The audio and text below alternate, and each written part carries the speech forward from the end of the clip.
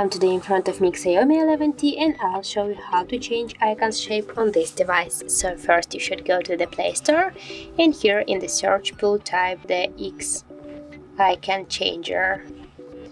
Right now we have to get this application, so tap to install and wait a few seconds. Now just open the application and tap here to continue to app. Now you can see all the icons and you can select one icon, what for example you want to choose. I'll go in with the contacts icon. You can also rename the icon if you want, and you got here the library of icons and you can choose one from these shapes.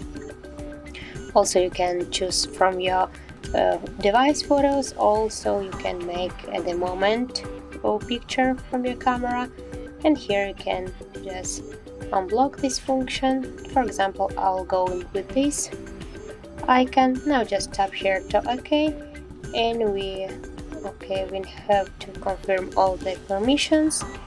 Now just go here to the other permissions and tap here to home screen shortcuts and tap to allow. Now we will go back and click again to OK and wait a few seconds.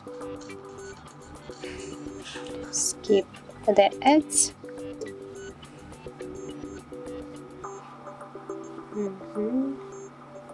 Now just OK. What's going on?